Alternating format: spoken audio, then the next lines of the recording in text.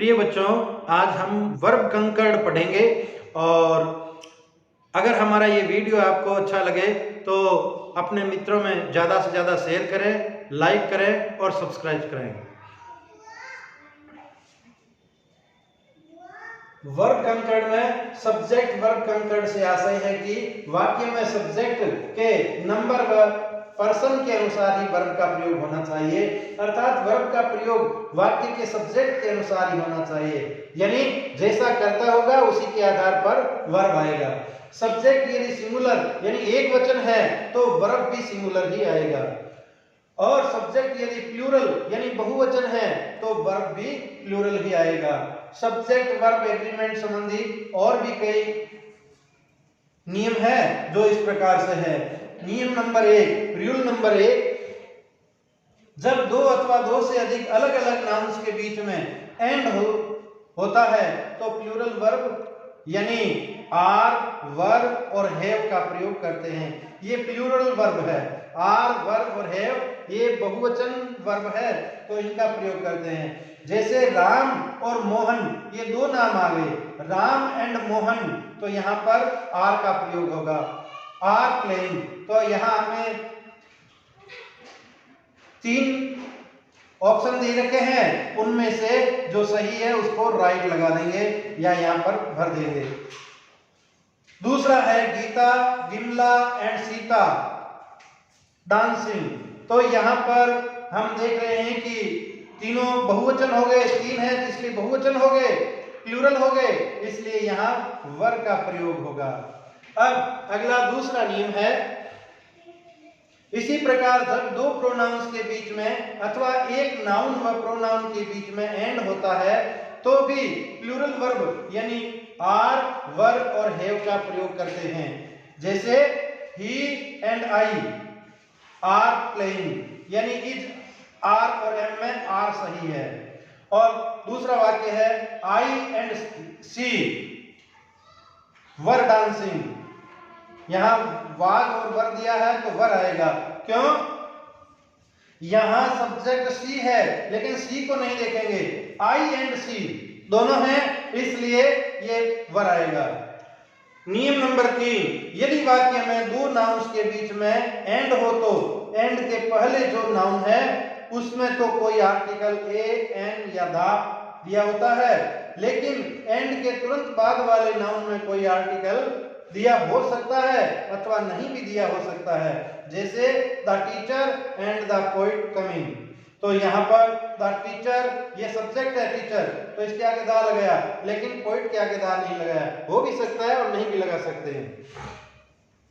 आगे एंड के पहले द टीचर है लेकिन एंड के बाद पोइट है, इसके पहले कोई आर्टिकल नहीं है। कारण में यह बताया है, यदि एक ही आर्टिकल हो तो व्यक्ति अथवा वस्तु एक ही होता है, अतः सिंगुलर वर्ब आएगा। यानी जैसे हम यहाँ देख रहे हैं कि टीचर और पोइट ये दोनों एक ही व्यक्ति है, अगर दोनों होते तो दोनों में दा लगता, दोनों विशेष होते, लेकिन दोनों पद एक ही व्यक्ति के पास है, इस कारण से पहले वाले के दा लगा। तो यहाँ पर जब एक में ही दा लगा हो तो वो एक वचन माना जाएगा, सिंगुलर माना जाएगा। यदि एक ही आर्टिकल हो तो व्यक्ति अथवा वस्तु एक ही होता है, अतः सिंगुलर वर्ब आएगा।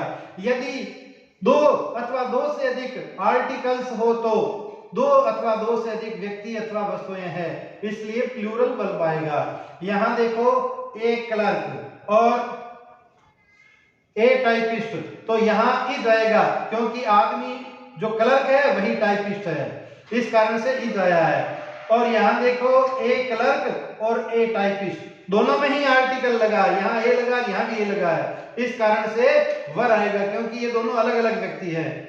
अगला रूल नंबर 4 ए, तो इसमें लिखा है आल, मेनी, बोथ, सेवरल, यानी ब्रैकेट में इसका अर्थ है कई, और few, a few, the few आदि शब्द सम बहुवचन का बोध कराते हैं, इसलिए प्लूरल वर्ब का प्रयोग होगा।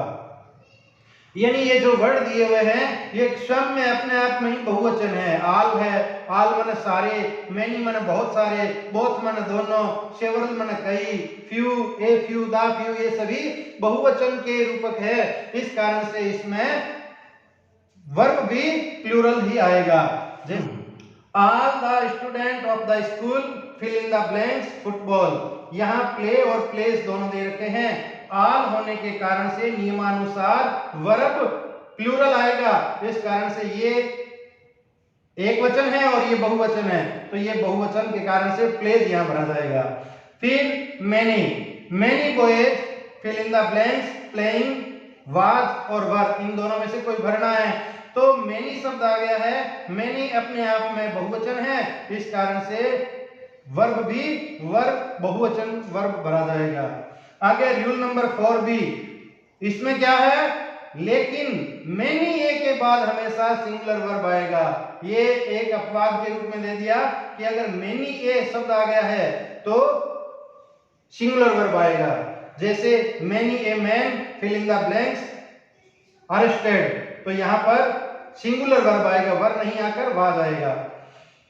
दूसरा वाक्य है many a pen fill in the blanks good, यहां इज और आर भरना है, तो आर बहुवचन हो गया लेकिन इज भरा जाएगा क्योंकि मैनी ए शब्द आया है। आगे रूल नंबर 5, मच के साथ हमेशा सिंगुलर वर्ब आएगा। बस ये नियम याद रखने हैं, अगर ये नियम याद होते हैं तो हमें वर्ब भरने में कठिनाई नहीं होगी।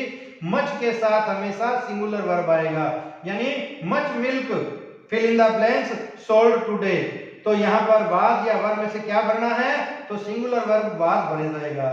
दूसरा वाक्य है there fill in the blanks much water in the river, तो यहाँ पर भी मच आया है, यहाँ पर भी मच आया है। मच होने के कारण से सिंगुलर वर्ब आएगा और यहाँ जो ब्रैकेट में दे रखा है उसमें से सिंगुलर वर्ब हमें उठाना है, तो यहाँ पर इज भरा जाएगा। रूल नंबर 6, निम्नलिखित शब्दों के बाद हमेशा सिंगुलर वर्ब आएगा। जैसे ये शब्द दिए हुए हैं each, every, everybody, either, neither, none, no one, nobody, one of the, अगर ये वर्ड आते हैं तो सिंगुलर वर्ब आएगा। जैसे each boy fill in the blanks sleeping, तो इज और आर में से भरना है तो हमें इज यहां लगाना पड़ेगा। Neither of the boys fill in the blanks dishonest, यहां हमें ब्रैकेट में वाज और वर्ब दे रखा है तो हमें सिंगुलर वर्ब भरना है। क्यों? क्योंकि नाइदर आ गया है, तो इसलिए हमें यहां वाज भरना पड़ेगा। वर्ब कंकर्ड का 7वां नियम है, यदि वाक्य में नाइदर नॉर हो तो नॉर के तुरंत बाद वाले शब्द सब्जेक्ट के अनुसार वर्ब आएगा।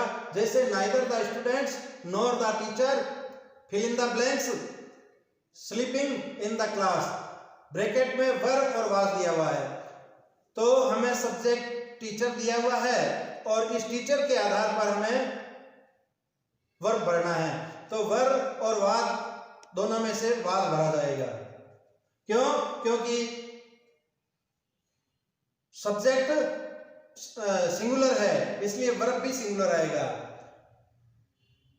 सेकंड सेंटेंस है neither the teacher nor the students fill in the blanks sleeping in the class, यहां भी वर्ब और वाज दिया हुआ है तो हमें स्टूडेंट्स के आधार पर वर्ब भरना है। स्टूडेंट प्लूरल है इसलिए वर्ब भी प्लूरल यानी बहुवचन आएगा, इसलिए वर्ब भरा जाएगा। 8वां रूल है, यदि वाक्य में आइदर और हो तो और के तुरंत बाद वाले सब्जेक्ट के अनुसार वर्ब आएगा। जैसे either the soldiers or their captain fill in the blanks coming is और आर ब्रैकेट में दिया हुआ है, तो कैप्टन एक वचन होने के कारण से इज भरा जाएगा, क्योंकि एक वचन अगर सिंगुलर सब्जेक्ट हो तो वर्ब भी सिंगुलर आएगा। दूसरा सेंटेंस है either the captain or the soldiers fill in the blanks coming bracket में इज और आर, सोल्जर्स सब्जेक्ट प्लूरल है इस कारण से वर्ब भी प्लूरल आएगा, इसलिए आर का प्रयोग होगा। रूल नंबर 9, यदि वाक्य के बीच में अकेला और हो अर्थात आइदर नहीं हो तो भी उपयुक्त रूल ही लगेगा, अर्थात और वाले शब्द यानी सब्जेक्ट के अनुसार वर्ब आएगा। जैसे द टीचर और the students making a noise, bracket में वाज और वर्ब।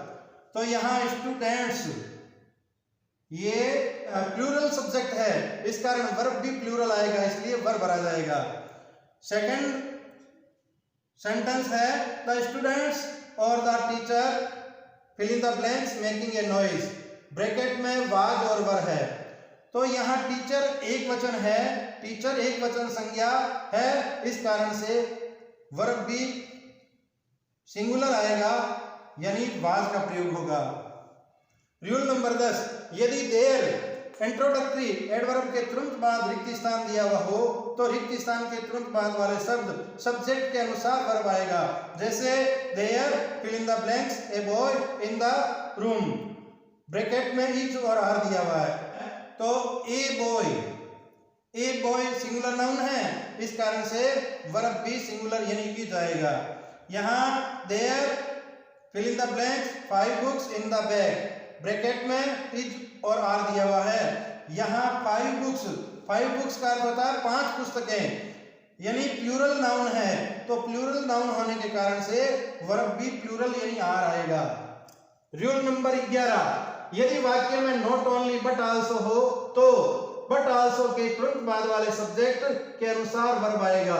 जैसे not only he but also I playing is are am, ये ब्रैकेट में दे रखा है इज आर एम, तो हमें बट आल्सो के बाद वाले शब्द यानी आई का देख करके वर्ब भरना है।